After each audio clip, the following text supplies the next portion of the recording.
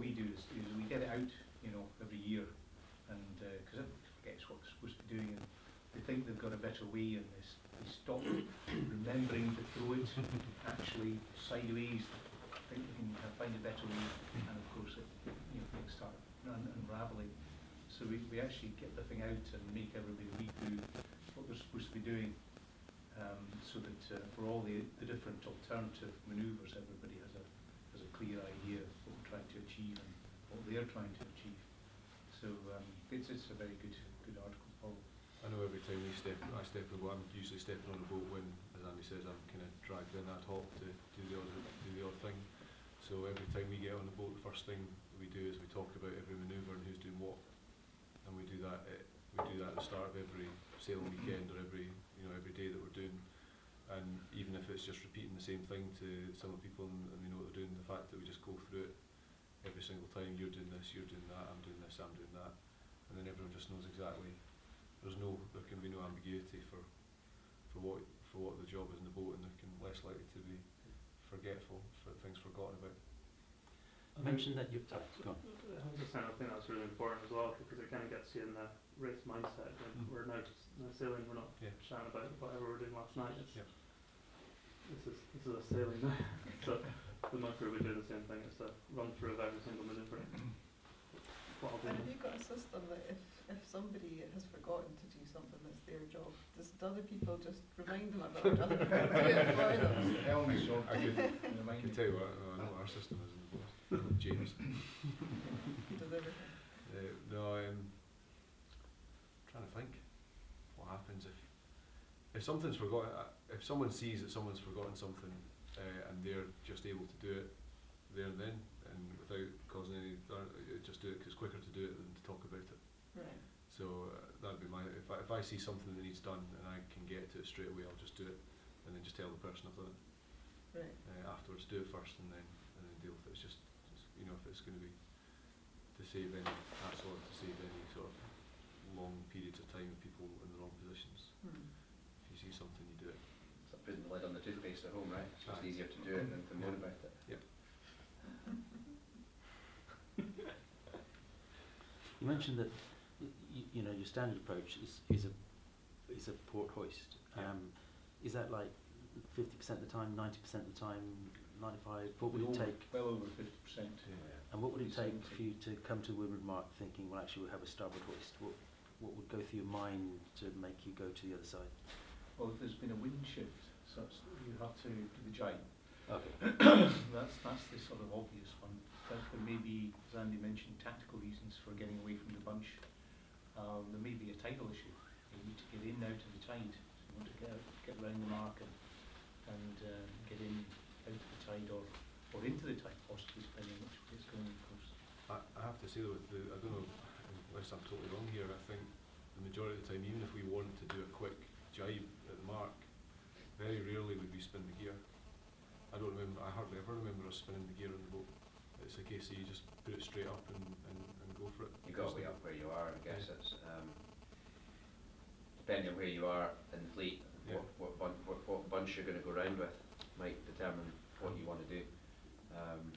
If you're in a position where you could lose 2 or 3 positions because you're really close-knit team or close-knit pack, then actually you might not want to have somebody off the rail to spin the gear, in which case that's where it's important to have learned that let's get it up, fill it, jibe and get the pole on as quickly as we can, but not panic about it because we've had that practice manoeuvre.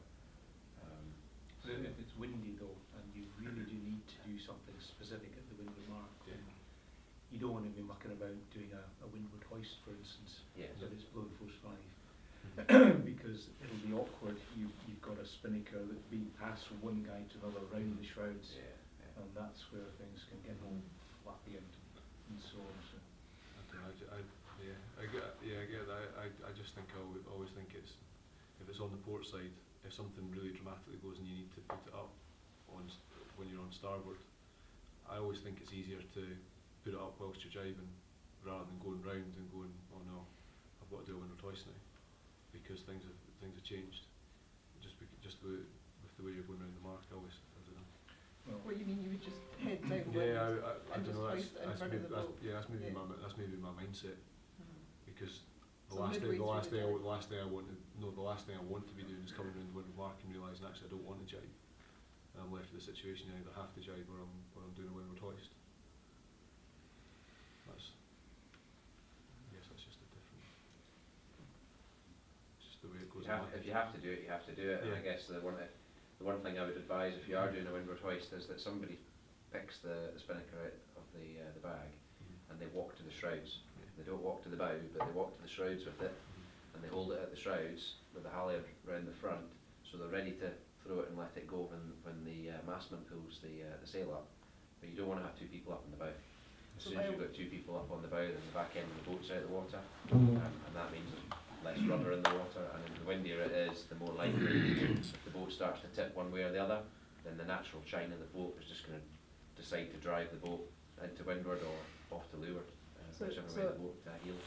To do a windward hoist, you mean the spinnaker's on the windward side of the boat, and you'd get somebody to take it all out of the bag and carry it up onto the deck by the shrouds, Yeah.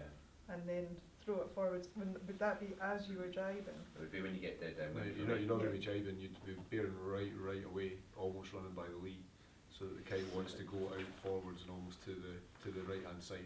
Yeah. Okay, so you get it to here, you get somebody standing up with it, and Yeah. then you throw it as far that way. Yeah, There's out to the right hand side and forward. Right. And then you'd still want to be continuing on this tack, or would your Yeah, plan be that's That's if you're what doing a you windward, would if you're doing a windward, if you're not jibing, that's if you're not jibing. If you were jibing, you would Okay. just jibe and hoist as you and do it jibe. at the same time? Yeah. Right, okay. So then once you've got it up dead downwind like that, then you could head up a little bit if you wanted Yeah, to. if you had to, but it's just what you want. If you're doing a windward hoist, I think we're jumping around all over the place here. Sorry, but No, if you're doing a windward hoist, you need to make sure that the port clew or the clew closest to the shroud gets past the shroud. Because if it doesn't get past the shroud and blows inside It's and gonna stick forestay, sorry, as long as you go in here. and blows inside the jib, you're in a hiding to nothing at that point. So you want somebody really ready with the sheet on this side, so that as soon as that gets thrown, they're going to pull it as fast as they can to get Yeah, it pull it, around. or if you're running deep down far enough, if you've gone down far enough downwind, the spinnaker should catch and naturally just blow itself away from it. I'm almost tempted not to pull it too soon, because if you pull it too soon, you could actually almost flick it inside. So it's something. It takes a lot of practice, and Well, it's fine if you've got the room to be Yeah. off Yeah. square. Yeah. If you don't have the room, then you actually have to pass it to the Yeah. bowman. Yeah, right. And the Absolutely. strong winds, you don't want to be doing No. that sort of thing. No. The light winds you Pass it can't. right Yeah, up to light here winds you then. can get away with it. Yeah, that's In why. that case, you pass it right up to here and then throw it Yeah. around the front. Last resort, if you have to go right to the bow with it to get it up without it going inside the jib and the mast, then yes, you have to go to the bow.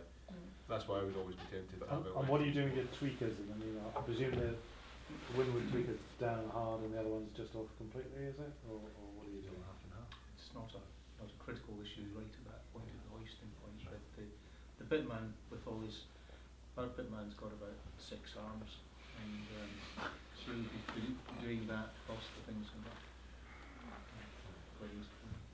So if you were doing a couple of little jibes before you put the pole on, what do you find is the most controllable to have the tweakers? Like right down to the deck, or just kind of at the guardrails, or? Again, if it's windy, Mm. you're best having them both on. Right. If it's not so windy, then it doesn't matter so much. Mm. That's where if you go and practice with sailing with a spinnaker without a pole and play with the height of the tweakers, the twinning lines rather, then that will give you a gauge as to what it feels like when they're all the way off and what it feels like when they're all the way on. But yeah, I guess the rule of thumb is the stronger the breeze, bring them on as hard as you can, because the last thing you want is the kite to be further up in the sky and potentially hauling you over if you hit a wave and come off a wave badly and it screws you up and copes the boat over. You need the stronger the wind,